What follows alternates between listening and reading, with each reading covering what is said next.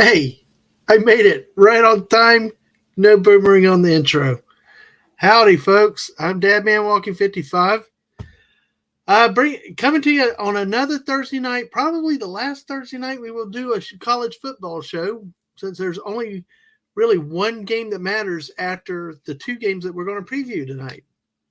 And that will be the national championship game set for the second week of January. Dadgummit, getting June and January all mixed up.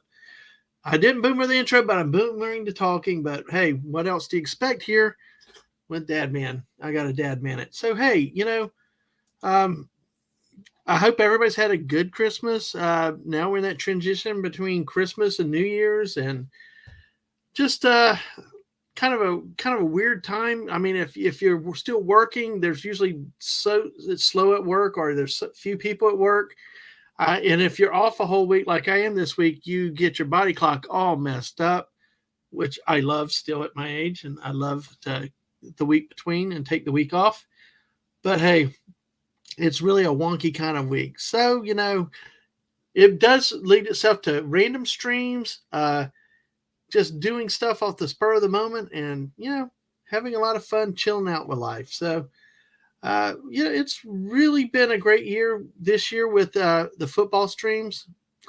I appreciate everybody that's been around the whole season. If you came midway through the season or even late in the season, it's just wonderful to have all you guys here, and the back and forth that we've had over the time, and learning from you guys, and picking up some new, not necessarily football fans along the way. So tonight it's really going to be two games is what we got to talk about. It'll kind of be stat heavy. So you guys can help in the chat to help make it some fun, make it a little bit lighter than it has to be, or the way I'd normally tend it to be.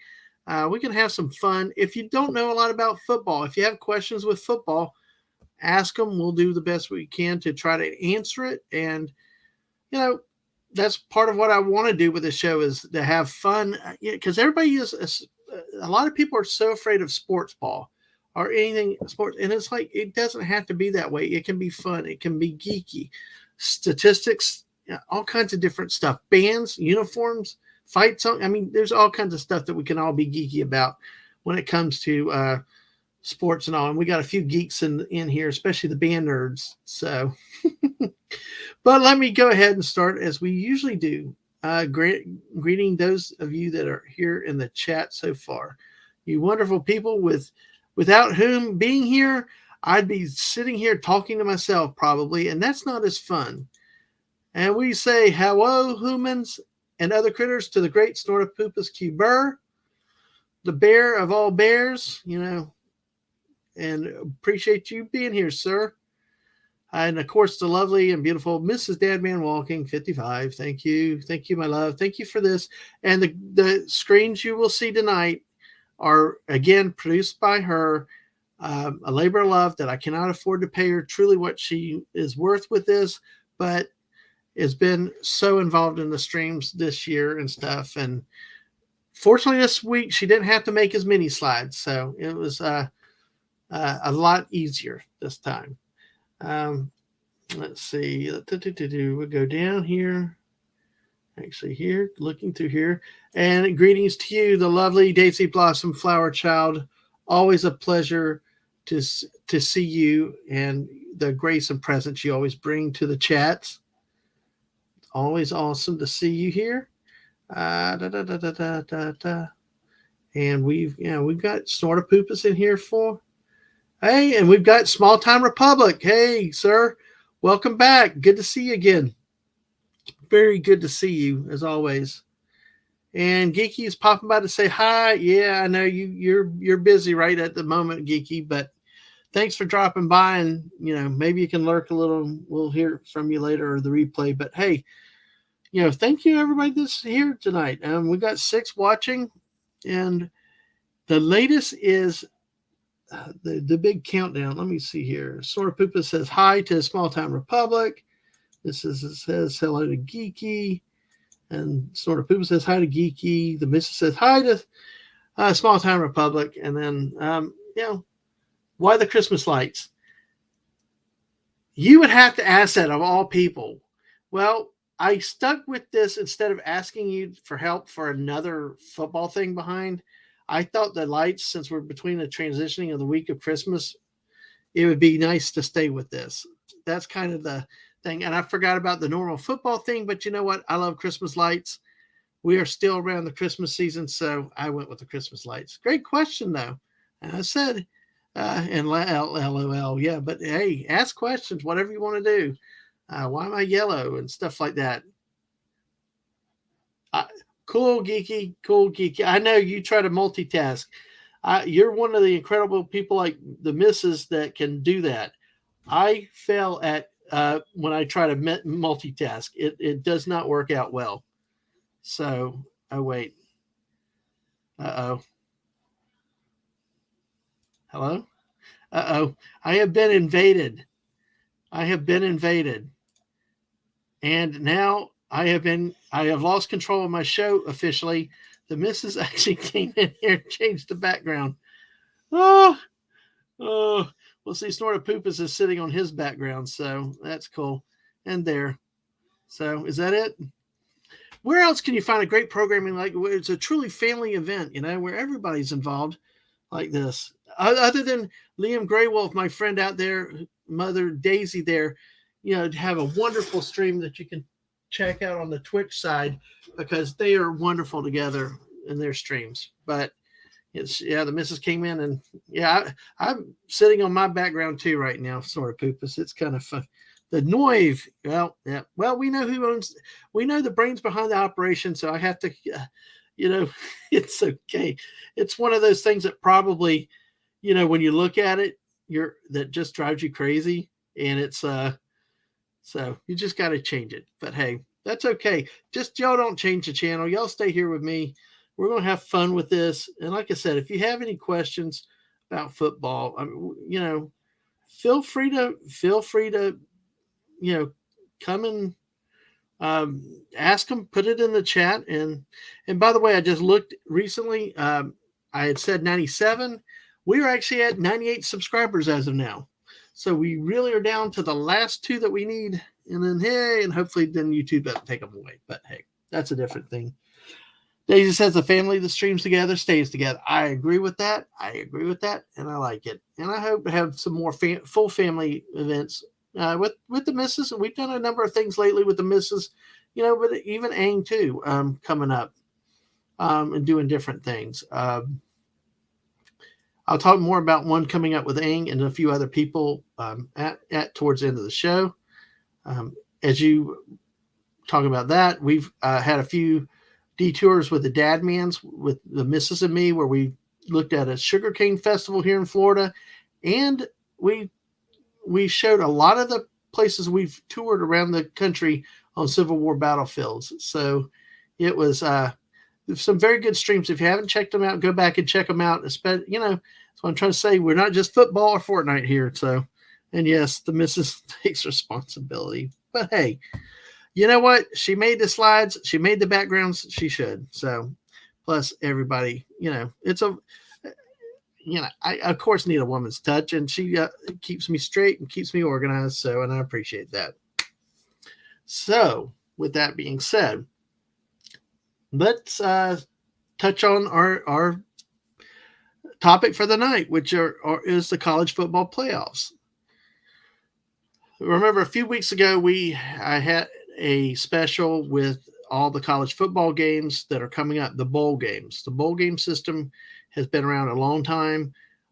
It's really a reward to teams for having finishing a year successfully, or at least at 500. Half wins, half losses. They're instrumental in communities for fundraising. Viewed as a treat for the student athletes to get to go play and things like that.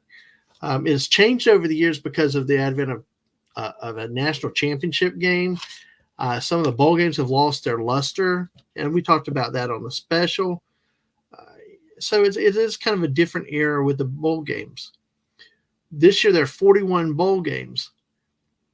This current championship structure takes I think, a rotation of 5 or 6 of the main bowls, like the Peach Bowl Orange Bowl, Sugar Bowl, Fiesta Bowl, Rose Bowl, the really big New Year's Day traditional bowls, and put them in like a winding rotation of who gets to host playoff games and eventually a championship game. Which is messed up with dates because games like that have been on New Year's Day that don't have it or do have it are now on different days. So it's quite confusing, but that's the way the system we have at this point.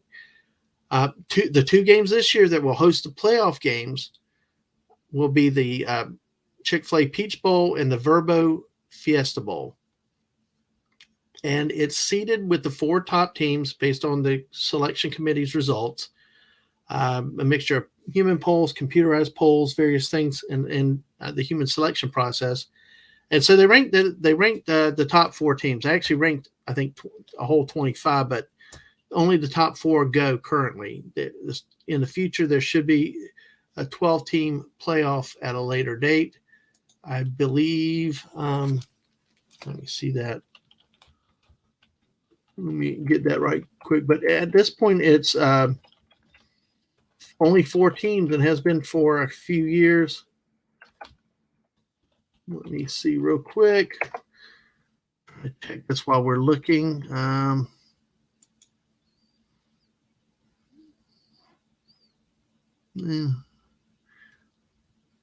Looks like it's 2024. So that's not next season. It'll be the season after. So, changes coming even to the bowl champion to the college playoffs already. Well, a lot of that has been dictated by responses to the bowl games, really. I mean, a lot of bad attendance. You look at my 2 teams that met in the Las Vegas Bowl, the Oregon State Beavers and Florida Gators. It was 33 Beavers. It wasn't even worth playing the game. And one team was on a high rise and then the other team was, falling apart, In a small town republic, I tell you what, I don't know about my Gators now. I think that they may be in trouble the next couple of years. So, but we'll see what happens when you have people leaving a program. But that's a side tour, and we can take a few of those if you want. But with the bowl system, we still have a 14 playoff at this point, and they seed a 1 to 4. Currently, the seeds will be the number 1 Georgia Bulldogs. The second seed is the Michigan Wolverines. Third is Texas Christian Horned Frogs, and the 4th seed, the Ohio State University Buckeyes. So let us look now at the first game, which will be the 1-seeded Georgia Bulldogs versus the 4-seeded the Ohio State University Buckeyes. Yeah, got to say the. It's important because they're officially the, which is interesting. So let's look at some of the numbers behind the University of Georgia. Looking at them historically, they were chartered by the Georgia General Assembly back in January 27th of 1785. They were the nation's first state-chartered university and became a land-grant institution in 1872. That's Snort Poopa said, "Try to drive me crazy once. It was a short trip." And, of course, the missus is Team Georgia Bulldogs. So, hey, that's not me. I'm playing Florida Gators still, at least for now. But, hey, let's look at the term land-grant university because that's one thing that a land-grant university, and I'm just going with Wikipedia for now. I know that, hopefully it's accurate. I know that there's things that change on it. But a land-grant university or a land-grant institution is an institution of higher education in the United States designated by a state to receive the benefits of the Morrill Acts of 1862 and 1890. And that's Morrill like Morrill. Signed by Abraham Lincoln in 1862, the first Morrill Act began to fund educational institutions by granting federally controlled land to states for them to sell, to raise funds, to establish and endow land-grant colleges. The mission of these institutions, as set forth in the 1862 Act, is to focus on the teaching of practical agriculture, science, military science, and engineering, although without excluding other scientific and classical studies. It was a response to the Industrial Revolution and changing social classes. The mission was in contrast to the historic practice of higher education concentrating on a liberal arts curriculum. Ultimately, most land-grant colleges became large public universities, like the University of Georgia. that today offer a full spectrum of educational opportunities. However, some land-grant colleges are private, including Cornell University, the Massachusetts Institute of Technology, and Tuskegee University. So, with all that being said, Georgia Goyle, yep. So I was curious about, I've always heard the term land grant institution. I did not personally know what that was referring to, but it's interesting. It makes sense. Yeah, hence schools like Texas A&M, sort of pupus. Yeah, exactly. So it's interesting, though. You just don't hear that term thrown around that much this day and age, but looking at it in its history, it just was interesting and to see versus we'll see one of the schools that started as a private school and is still private today. So, all right, we've got 7 here. Hey, welcome everybody. Don't forget to hit the like button, subscribe if you haven't. With the University of Georgia, it's located in the beautiful small town of Athens, Georgia, which I will say it was an awesome town to visit. I cannot. I'm jealous that my kid lives up there now. I'd love to move there because it's just a great little town. You know, if you've ever get a chance to visit. It's a small time republic. Says Tuskegee and Auburn are near each other. Both are land grant universities. Yep. Yeah, I just was not familiar. I'd heard the term, but had never taken a chance to look it up. But it's definitely interesting, and that's interesting. You noted Tuskegee, Auburn. It makes sense that Auburn would be.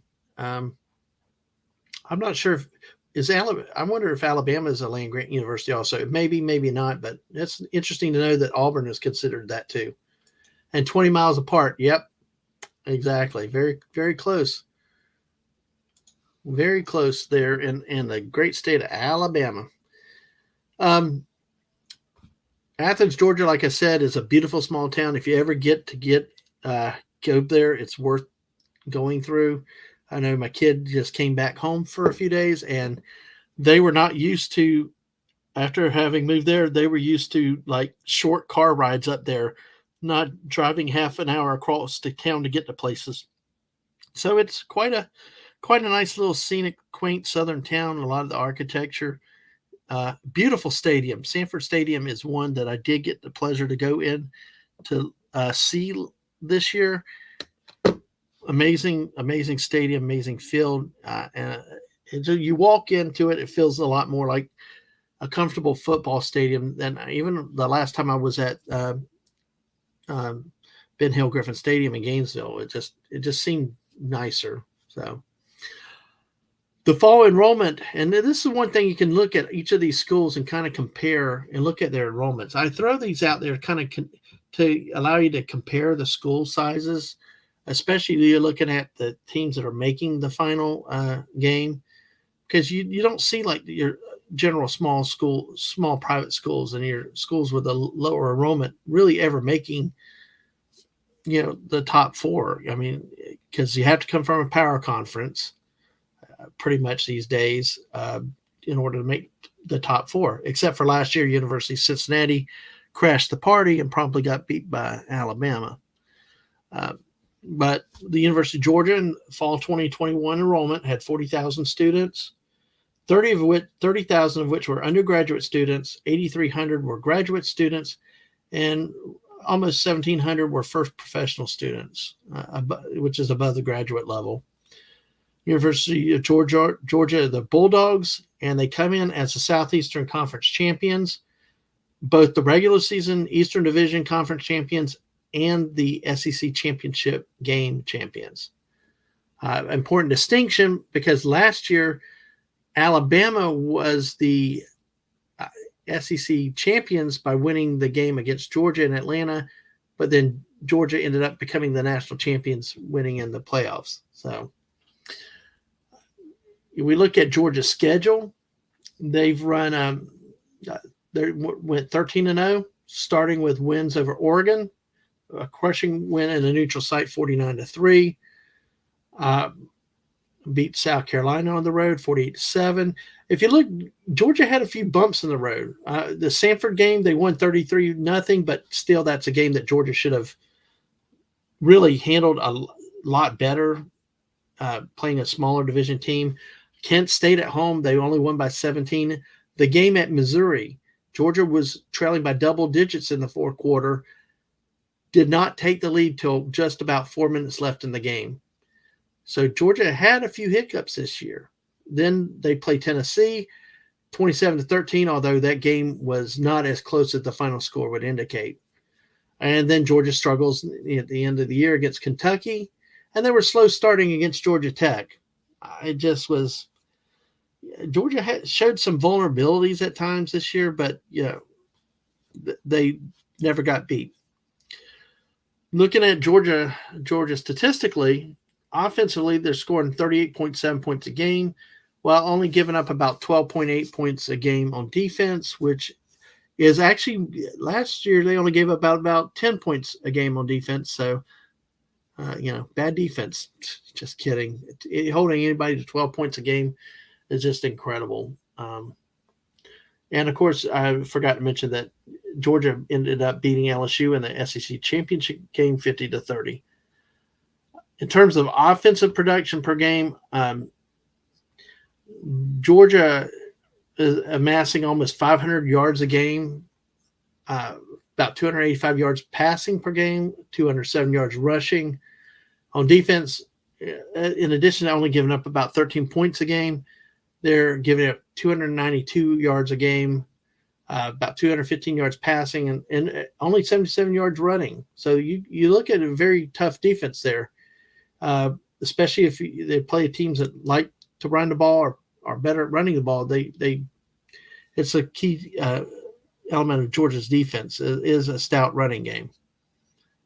And for 2 years at least, Georgia's defense has been the pride of its team and carried them a lot last year, while the quarterback situation was a little unsettled. Georgia, personally, one of the things about the University of Georgia I like is a story about Stetson Bennett, their quarterback, who attended Georgia as a walk-on originally, never saw the field, transferred to Mississippi College, a Mississippi junior college, played there for a year, went back on scholarship to the University of Georgia, but he was down the depth chart in third string behind J.T. Daniels, a star recruit nationwide, and then another freshman who had transferred from USC to Georgia, and then another star freshman that was ahead of him. Well, the story is Daniels gets hurt, and let me back up one step, is that Stetson Bennett was a lifelong Georgia fan, small town Georgia City, and then when the Daniels got hurt, the freshman came in, and I remember watching the game. The freshman just melted down. It was not good. It was bad. But Bennett comes in, stabilizes, they win the game, they move forward, and the rest is history. So it's a good story for him. A small town kid that loved the university, and it's kind of like a dream come true story. So it's a lot to say with Georgia, with their history too. This year, sad. The Tennessee game was a huge victory, having it at home, and really crushed Tennessee fans' thoughts of trying to challenge Georgia. But also sadness for the University of Georgia family this year that Vince Dooley, the great coach, passed away on the eve of the Florida-Georgia game. That was a loss of a legend for them. And, it's kind of like you also want them to win this year to win one more for Vince Dooley, but at least they won last year. So that's the University of Georgia in a nutshell, coming in as the number 1 seed. So they will be matched up against the 4th seed, the Ohio State University. The Ohio State was also founded as a land-grant university in 1870. The name was changed to the Ohio State University in 1878. Yeah, the is a big thing. I try to calling them Ohio State, and you will be corrected very easily. The main campus is located in Columbus, Ohio. And if you look at it, they're actually larger in terms of enrollment than University of Georgia. Fall 2021 enrollment of 61,677 students, 47,000 of which are undergraduate, 11,200 are graduate students, and roughly 3,300 are professional students. And I think that's like professional graduate type stuff, not just, people choosing to go to school all the time. Their nickname are the Buckeyes. They come in as the Big Ten Conference runner-up in the Eastern Division. They lost the last game of the year, as you can see on the schedule, to Michigan, who ultimately went on to become Big Ten champs. Ohio State ended up making the playoffs in part because of key losses by other schools during the last weeks of the season or in the championship games. When Utah beat Southern California, was a big step that got Ohio State in. And the other thing is that Ohio State stayed ahead of Alabama, which you would expect with one loss versus Alabama's two losses. But, they did. And let's see let's see. And I do agree with you, Small Town Republic. There's something, I think it's the Southern in me, it is technically true the way the official name is, but the way they correct us when we say, I agree. I'm a lot like you there. As I'm just going to call you Ohio State. I don't want to use the, and I feel the same way there, buddy. And hello to Whoopa Troopa. Hey, buddy.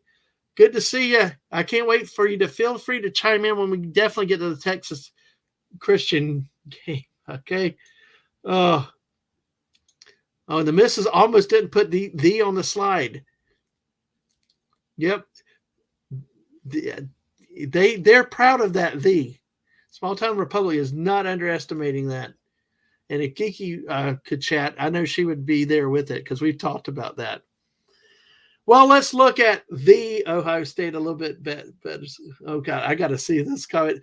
When their players say the Ohio State, yes, I do too. Okay, Small Town Republic, I love this. This is what I love about you guys in this chat. Y'all are awesome because, that comments about the has led to the Great Bear speaking. Please refer to me as the Snortopoopas Cuber from now on. I will go on Twitter as soon as we're done, and I will put that public. Okay, Snortopoopas, you will be known as the Snortopoopas Cuber from now on. All right, and I will say that with respect because I can respect saying the Snortopoopas Cuber, whereas I don't know that I can say the Ohio State University. So, but hey, that is funny as hell. God, love it, guys. But hey, let's look at Ohio State's schedule. They started off with a win at home against at the time 5th-ranked Notre Dame. A close win, but still a win. Easy wins over Arkansas State, Toledo, Wisconsin, Rutgers.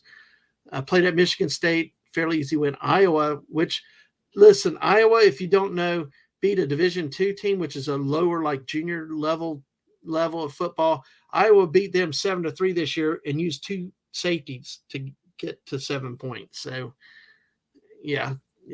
If you want snooze fest, watch Iowa football, I believe. So sorry, Iowa fans. It's just the way it is.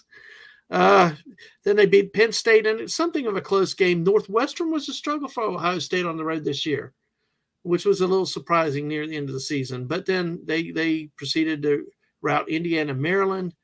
A few struggles with Maryland, but pulled away at the end. But then the game against Michigan, they held it at the Horseshoe, and the way the game started looked like Ohio State was going to run off from Michigan, but Michigan stemmed the tide, rallied, and pulled away. So, yeah. So Whoopa says, I like to use the when it can be turned into an insult. Yeah. Like the Ohio State got the snot beaten out of them by Michigan. I don't think you'll have I think the only people that might disagree with that might be the Ohio State fans. So, but hey, offensively, they've been very productive at 45.5 points a game. Defense, they've given up just short of 20 points per game. Offensively, roughly 492 yards a game. Passing-wise, more passing than running, 294 yards a game versus 198 yards rushing. offensively and defensively. They've given up about 303 yards a game, passing wise 184 and rushing 119. So now if you compare them with Georgia, I'm just going to back a slide real quick. So Ohio State averages 45, gives up 19. Georgia, not quite as much on the scoring offense or explosiveness, but they about a touchdown less on offense, but they also give up a touchdown less on defense. So depends on how you look at the numbers on average here with that little bit of defense, a little weaker offense for Georgia. In terms of offensive yardage output, it's about the same between the two teams, around 491 to 495. But defense, Georgia has an edge of only giving up 292 yards a game, 303 for Ohio State. A little slight advantage, but still very close. These two teams come in matched up, with this.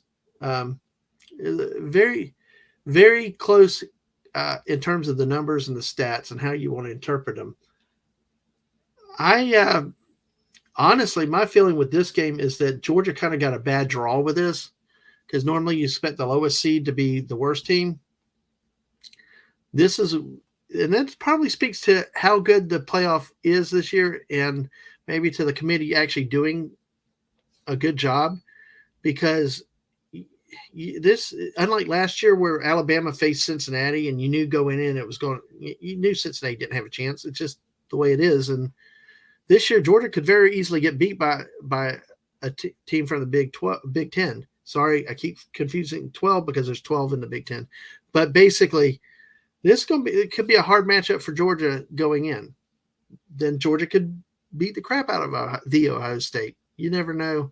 Depends on a lot of factors with this. Georgia will be closer to home, less travel. Depends on how the tickets get bought up, but you'd never know. I remember one year Florida played Ohio State. Ohio State ran the kickoff back, went up 7-0. Then Florida obliterated them in a national championship game. So you really don't, really this is a tough matchup, I think, for calling, because it just depends on things. Let's look. I'm going to look at the stats behind them a little bit, but let me take a little break from that. I want to catch up with you guys in the chat real quick. Geeky, I told you, Buck the Ohio State, yeah. Ferentz at Iowa does not want to fire his son, who's the offense coordinator, but at some point he needs to do something. I agree, small town republic. Watching Iowa for many years has been painful. Back when I believe Spurrier left, I don't know if it's after he left or after Ron Zook left, there was rumors about Ferentz to Florida. In the long run, I think Florida did better off to a degree. But I tell you, I'm just personally watching Iowa play. It just does not excite me. And I don't know how you watch some of that stuff, because they're consistently bad offensively. They don't produce points. They don't even blow out teams that they should be blowing out. So it just makes for bad football to watch. And I've had enough of that lately. But that reminds me of one other thing. With Ferentz to Iowa, yeah, but it slipped. I boomered it again right there, but it's still a different thing. But Florida, hey, they've got their own problems, but there'll be another preseason next year. Should be really fun when you're Florida. So let me see here. Hellos. And here, the committee did not want to match up Ohio State and Michigan in the first round. And I agree with, and that's a good point. But you know what? Honestly, though, if we're going to have a true 14 playoff, shouldn't we be basing it on how they rate it as good versus avoiding conference rematches? Because you're going to have it. If you don't have it in that first round, you're going to have it in the championship game.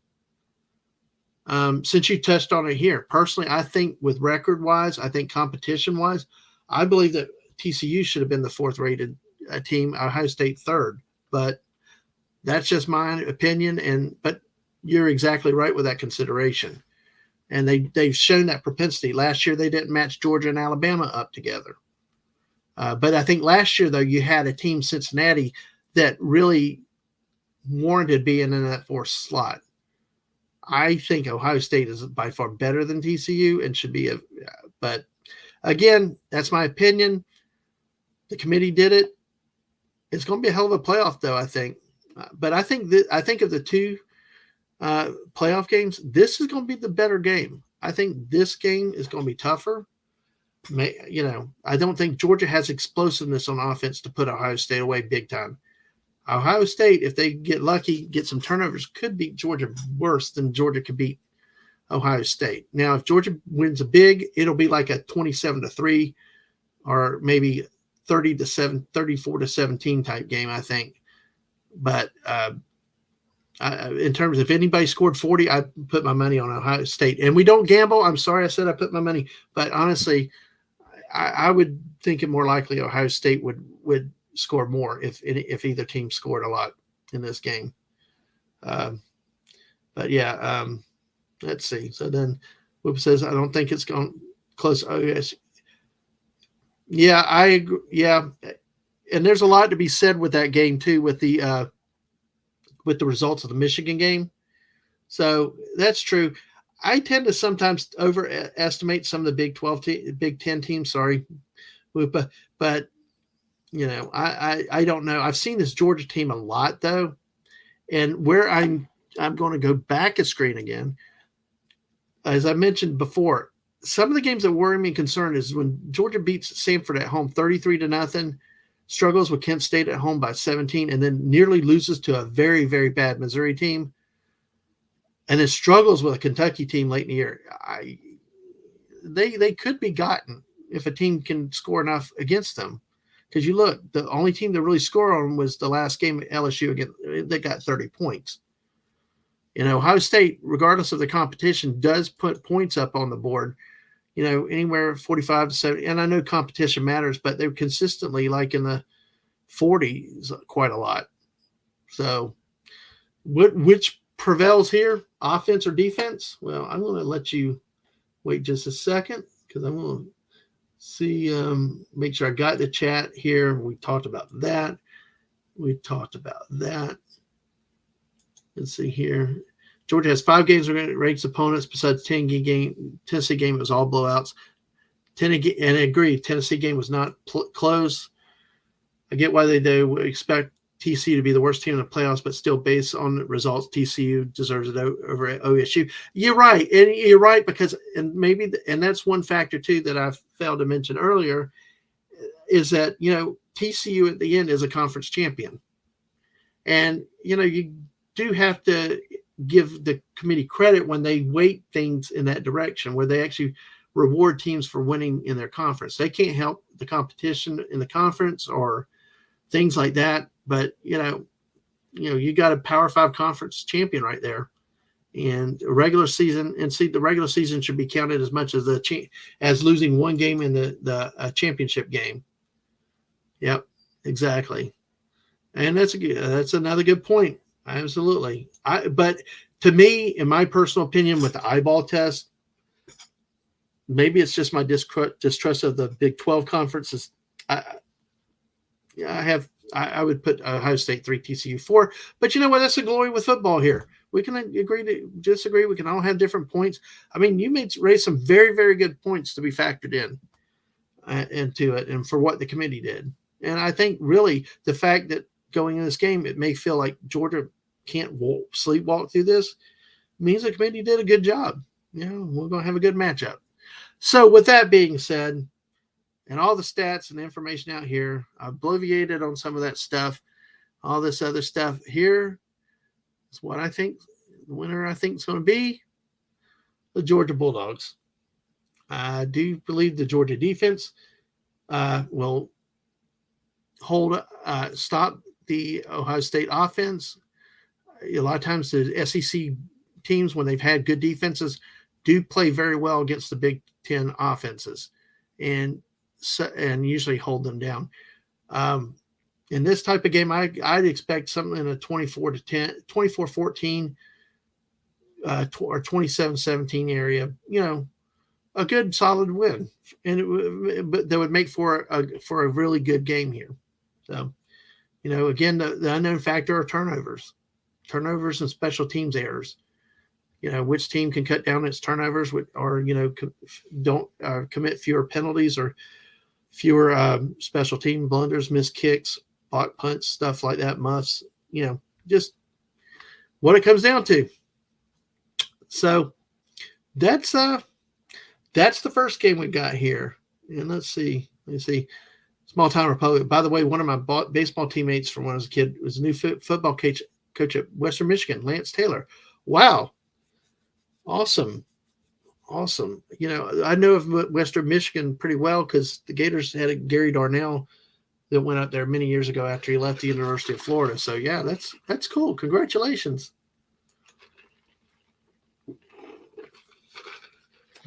I'm going to try Whoopstradamus. Georgia scores in the 30s. OSU scores in the 10s. Okay. That could be very likely. That could be very likely. So, all right. Well, we still have 6 of y'all in the chat. Thank you for everybody hanging out and supporting, and love the conversation in the chat. And what happened to Snortopoopas? All right. Oh, I see it now. Oh, language. Yeah. Oh, about the Buck, the Ohio State. Yeah. Okay. Now, Geeky, remember, he's supposed to be referred to as the Snortopoopas keeper now. So hey, but it's all funny. Thanks all for here. So we're going into the second game tonight. We've got Michigan Wolverines out of the Big Ten Conference are the second seed. They will be playing the third seed Texas Christian Horned Frogs from the Big 12. It's interesting, and I'll take this spot here to make this note. One of the biggest debates every year early on when the playoffs will start, when the polls are running down, the season's getting to the end, there's always the question about will there be 2 SEC teams in the playoffs? Kind of funny that this year that question was asked, but then it got ripped apart when Alabama lost that second game. And then Tennessee unexpectedly did what it did at South Carolina. It opened the door for 2 Big 10 teams. God, I'm so sorry about that. But which does not happen that often. We actually have 2 teams from another conference that is not the Southeastern Conference. So it's kind of a different thing we have this year. So, hey, let's look at the University of Michigan here. It was founded in 1817. Originally, it was founded in Detroit area and then moved to Ann Arbor, Michigan in 1837. Located currently at in Ann Arbor, Michigan still is the main campus. And yes, you're right. This was a crazy year in football. And we can look back on that later. Ann Arbor, Michigan, their fall enrollment, they're a little larger than Georgia, actually. And I messed up with something, but I'm going to go ahead and I'll go backwards in a little bit when we can, but we'll go forward from here. The nickname are the Wolverines. They're the Big Ten champions, winning the East and winning regular season and winning the championship game. You can see their schedule results, 13-0. A lot of one-sided wins, very, very proficient offense. Close call against Maryland. And surprisingly, near the end, Illinois almost got them on the road, but you knew Illinois was going to choke that game. You just knew because it's like they got too conservative, kind of like Baylor did with TCU late in the season. It's just like if you don't play to win, you play to lose sometimes. That which gets me to how LSU beat Alabama. That was a risk that LSU took Chip Kelly took for going for 2, but it worked, and they beat Alabama. Who knows what had happened in overtime? If you look at the last 2 games, though, Michigan's coming in hot offensively, crushing Ohio State on the road 45-23, and then dispatching Purdue 43-22 in the Big Ten championship game. So Let's see. Points per game for Michigan is just over 40 points per game, giving up 13 points per game on defense. Offensively, they're averaging 450 yards a game, about 210 passing, but they're more of a run dominant team at 243 a game. I'm going to show some stats, individual stats too, that will back that up. Defensively, Michigan's giving up roughly 277 yards per game, 191 yards through the air, and only 85 yards on the ground. So we can see that Michigan likes to run the football offensively and does well stopping the run game on defense.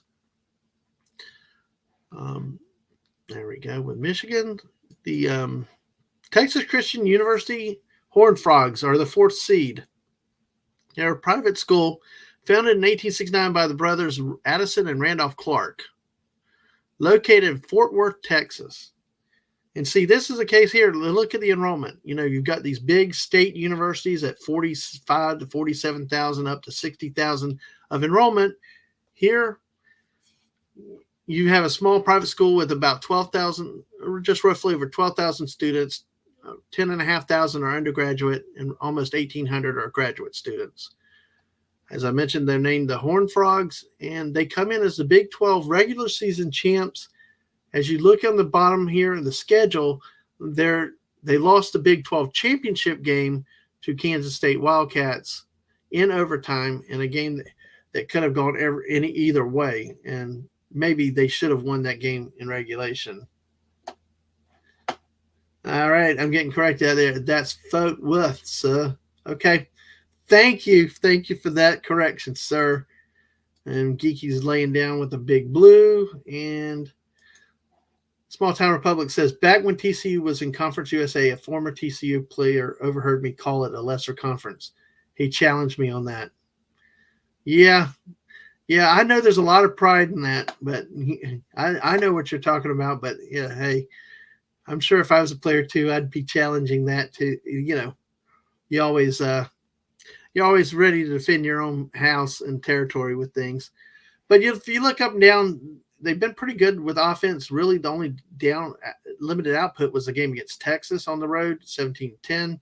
But after watching that Alabama-Texas game at the beginning of the season, that's a hell of a place to play in Austin. I'd actually like to go watch a game there because that thing looked crazy with those people over in Austin. I don't think I'd ever seen as much out of the stadium as I did that day. That Texas game was crazy against Alabama. But TCU just dispatches the non-conference games at the beginning of the year, but then they blow out Oklahoma. That close game, a lot of people would laugh at this win at Kansas of only being 7 points, but Kansas really had a good year this year, surprisingly coming out of nowhere to earn a bowl game this year. They've had another close call with Oklahoma State where they lost the game in double overtime. Ultimately beating Kansas State by 10 to lose again later in the year. They escaped on the road at Baylor, a game that Baylor had some control. And the question is, how do we call the game at the end of the game? And do we just run the ball, make them use timeouts, or we try to get a first down? And, they escaped, but luck caught up with them against Kansas State. But, hey, you know what? It's better to be lucky than good sometimes. And I tell you, sometimes teams of destiny, the unexplainable happens. It does not matter. It defies odds, and TCU could be a team of destiny this year, even though they lost that game against Kansas State. Who knows when they line up with Michigan and if they win that game, the next game, you never know when a team gets on a roll. Rupa says underrated meaning that TCU has played 6 games versus ranked opponents, which I'm pretty sure more. Yes, it is. It is. But, a lot of it comes from conference pride, conference things like that. A lot of people, and I'm open. I'm come from an SEC snobbery standpoint. And, and mean no disrespect, but it's just a lot of times conference, especially when you're from a bigger conference, kind of like if you're the Ohio State University or the Big Ten conference, sometimes you look down on a lot of others. But you know what? That's a danger, though. And that's a big danger. It's sometimes better to have that underrated tag with your conference or your team because, maybe it means that the other guys look past you and don't expect you, and then it catches up with them when you actually play the game on the field. So that's not always a bad thing. The SEC subs, no, I knew he could come in on that one. But hey, Kansas was really good. Yeah. Oh, man. Yeah. It stinks when one bad play call gets you. Sorry, Whoopa. Yeah, that Baylor game. Yeah, I felt for you on that one. But hey, Florida, oh, man, I'm not the judge. We've had some humdingers this year. So, but at least we'll go on. We'll be positive. We'll talk about this football stuff. Good football, what we've got here. So basically, here's some basic information. This is what their season looks like. Comparing this game, because we look at the overall offensive stats between the two teams, but looking at some key players and key information about the teams themselves. The Michigan Wolverines, their leading quarterback, the starter's J.J. McCarthy. He's completed 65% of his passes this year for roughly 2,400 yards. Longest touchdown pass is 75 yards, but these ratios are incredible. 20 touchdowns to 3 interceptions. That's an amazing – that's almost 7-to-1 touchdown interception ratio. We talked about Michigan being a running team. Their leading running back, Blake Corum, on 247 carries this year, is rushed for 1,463 yards, averaging 5.9 yards per carry. His longest run was 61 yards, and he scored 18 touchdowns this year. Receiving wise for Michigan, Ronnie Bell's the leading receiver, 56 catches for 750 yards, 13.5 yards per catch, longest of 49, 3 touchdown receptions. The kicker, Jake Moody, is perfect on extra points, 58 of 58. He's 26 of 32 on field goals, or 81.3%. Longest field goal of 54 yards. Now, we looked at the yards per game for Michigan on defense. Remember, defense roughly 277 yards a game. Add to that, Michigan has intercepted the ball 12 times this year, scored 1 defensive touchdown. The Michigan defense has sacked the opposing quarterbacks 36 times and has recovered 3 opponent fumbles. So, the year Michigan's had 15 takeaways. Something to look at to add into the stats. It's roughly 1 a game, a little over 1 a game. And if we look at TCU now a little bit further, we see their defense is about 385 yards a game, which is, let me see this real quick, is over 100 yards more a game that they give up than the Michigan defense. Their team, TCU's had 14 interceptions. 2 of them returned for touchdowns. As they've sacked the opposing quarterbacks 26 times and recovered 5 fumbles. So you look at Michigan, not only has better yardage defense, they seem to pressure the quarterback better. TCU likes to throw the ball. How much protection can TCU get for the quarterback to give them time? But he also is Max Duggan is the quarterback, and he's got a lot of escapability. And we saw that in the Big 12 championship game. He's thrown for 3,300 yards at about 65% completions. And he has thrown 30 touchdowns to 4 interceptions. So it's he's over 7-to-1. He's almost 8-to-1. And Whoopa, I stats say a lot. But if you watch Max Duggan, he's a different kind of cat at quarterback. He's not watching him almost. I mean, he was really winded out on the field in that Big 12 championship game, but he put it on his back those last few drives to get them to overtime. So yeah, he's got he's all dog. He is a competitor. He's a fiery competitor.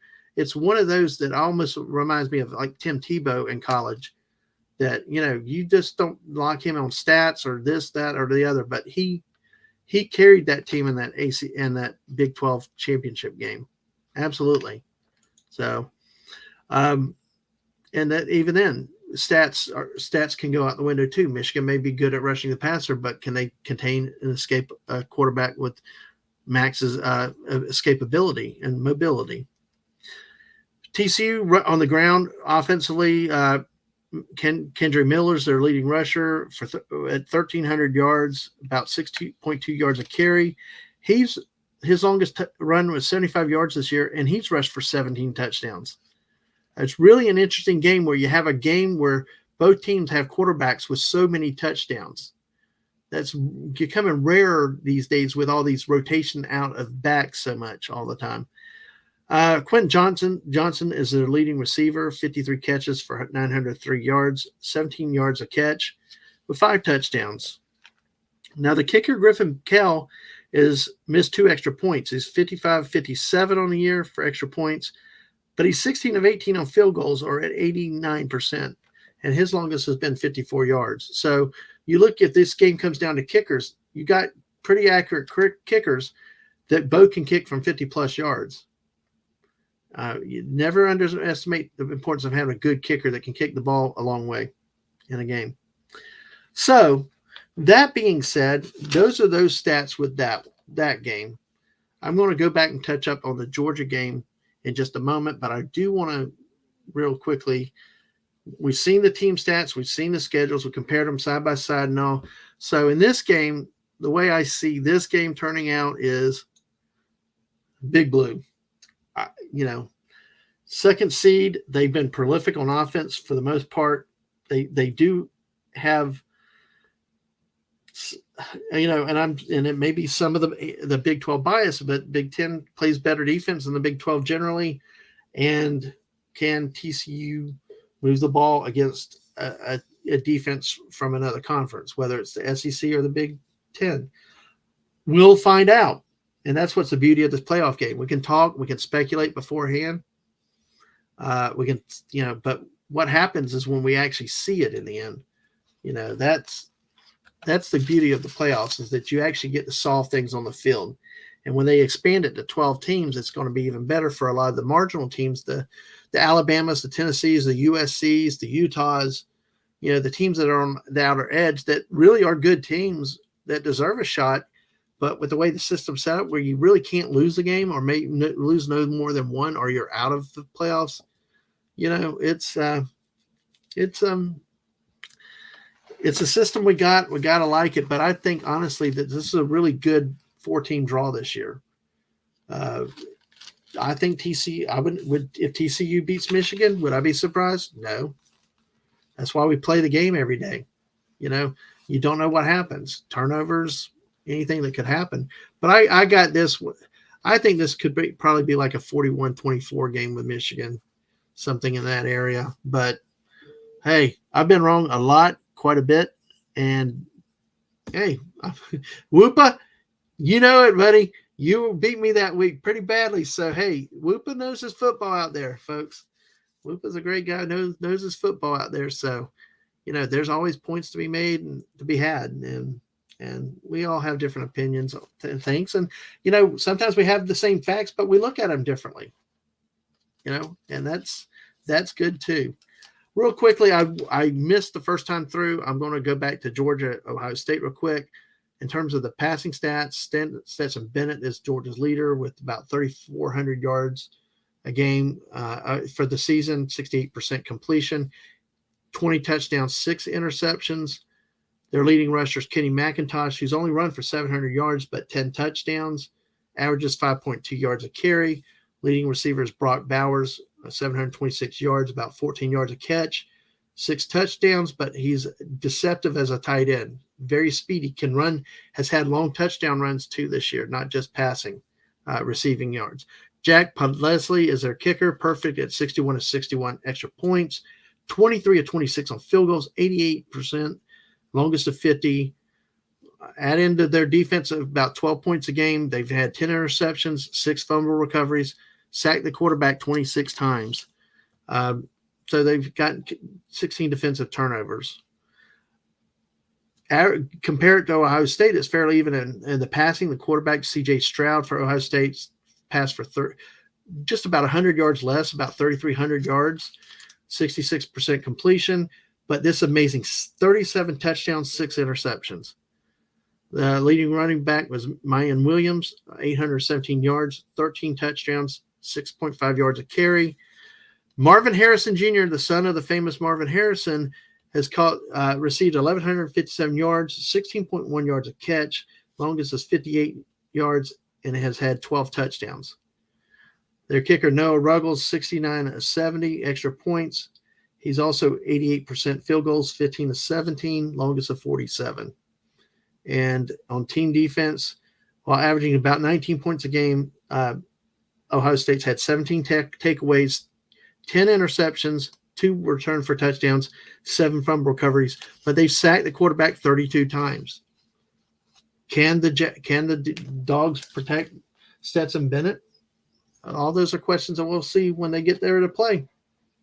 So, and yeah, we got that, and that is about all I have for this. And let me, Whoopa, you share what you think. I mean, you guys, all y'all out there that know your football, or want to guess, what do you think? Feel free to share your predictions for the game as we start to wrap things up here. But yeah, that's a very true point. If any there, Whoopa, watching him in that championship game he was a beast. It's just crazy. Yep. As much as you like the Big 12, it's your rival school. You hope they lose. Yep. The Snortapoopas keeper says, I'm confident that whichever team scores the most points will win the game. There you go. Bowers and Washington for UGA are absolute beasts. Yes, they are. The catches and the runs that Bowers has made, and Washington too. Sometimes I forget about him considering what Bowers has done. And one thing with Stetson Bennett, though, he's an effective runner, but he can be shifty at times. That's what sometimes I think people forget is they think he's just a pocket passer, but he can get around. All right, small time Republic says Georgia Michigan will win the first, and I agree with that. And Lupa thinks Michigan's winning it all this year. That's very possible. I tell you what, as much as I say I would want to cheer for Georgia, I think that is very, very accurate statement and very possible this year. Michigan seems to finally put it together after last year with Harbaugh. I mean, yeah, they didn't win the championship last year, but they finally beat Ohio State last year. And they're on fire this year. And I think now that they're finally scoring points consistently, and they've got a quarterback, because seems to my recollection in recent years, one of the biggest problems that Michigan has had is finding the quarterback to lead the team. And you look at every one of these teams. What do they have at the end of the day? They have a very settled quarterback position, a clear number one quarterback that is consistent and even, very consistent. And even when he may have an off day or be a little bit off, there's enough talent around them offensively and defensively to pick them up, to help them through when they're having rough patches. We see that with Georgia with some of those games and some of those scores. Specifically Georgia, there's enough talent around to help the quarterback out. I know my kid is very hard on him. It's kind of funny to listen to, but it's like, hey, my team would definitely take having a quarterback that knew how to throw the Hail Mary in the end zone, not 30 rows up. But that's a different thing. So, but hey, I'm glad y'all shared your predictions, and Snortapoopas is going to be the one that is right in all cases. I love that. So, all right, folks. Well, that's all I have for tonight. Enjoy the games. They're coming up New Year's Eve, which is Saturday. Have fun with them. The college football season is almost over. We're almost done and out of football. And enjoy these particular matchups. And I think no matter which two teams make the final game, it's going to be a fun one. It's going to be an interesting game. I'm not yet settled on a championship game special, but that's a possibility. But I'm waiting to get through the first of the year and see what happens with these games, and then we'll go from there. But again, thank you all for your support. Thank you for being here. For any, and I always say, if even if you don't like football, even if you don't think football is your thing, come by, hang out with us in the chat, ask questions. I love the questions. I love talking football. If there's questions that you have about things, by all means, ask them, and just love talking about it. So, on that note, folks, remember, if you're here, if you haven't subscribed already, please do so. We are so close to 100. Last I saw, we're like 2 away. That'll be fun for a 24-hour stream. I may be calling on people to help keep me up, but enjoy the football. Everybody have a good night. And before I click, let me tease a few things. Tomorrow night at 7:00 p.m. Eastern, I'm going to try to start a new sort of thing now that we're entering the playoffs and I know people have the issues with the National Football League and pro football, and I know that, and I'll get all that, but there's still times of just talking fun about the history and the other stuff and kind of what's happening, because there's some new developments in the league this year on the field that are kind of fun and interesting. But tomorrow night, I'm going to be talking pro football at 7:00 Eastern, and the great Clobbering Times is going to be with me tomorrow night talking some pro football. We may have somebody else with us, depending on scheduling, but please join us for that. It's bound to be a daggum good time, and I know Clobby likes to talk a lot of pro football stuff, and there'll be an avenue to do it over here on the channel, and we can have fun with it. I'll share my social media links. There may be some impromptu streams this weekend. There may be some that come up, either gaming or not necessarily Fortnite, some of the retro games, and maybe a chill stream. I don't know what, but just keep an eye out for new things that may be coming this week. Oh yeah, that I think I said that without saying that, but that's a slide. Sorry, missus, but that's my prediction for the championship game. But here, this is the slide for tomorrow night. Join us then for a good time, and then we'll see you. Let me drop back to this one. But basically, Wednesday night, January 4th at 7 p.m. Eastern. Also, if you like Pokemon, we have a stream scheduled where we're going to talk Pokemon, where my kid Aang is going to be on, Esh Singh will be on, and the Great Woopa Troop is going to come on and talk some Pokemon with us that night. And it'd probably be me just asking questions, saying a few things, and get and just listen to a lot of the talk. But hey, if you like it, you like it. But in the meantime, join us tomorrow night. Share, subscribe, tweet out to other people. Well, let's get us to the 100, and we'll have fun. And oh wow, hey, Jess comes in. Hey, just in time. Good to see you, Jess. Glad you made it. So, but yeah, I don't know where Jess got in, but remember, tomorrow night we got pro football a little bit earlier. And thank you for getting here, Jess. And to everyone, have a great night. Thank you for being here. Thank you for your support. And thank you for chatting football with me. And y'all have a good night. Take care. Bye.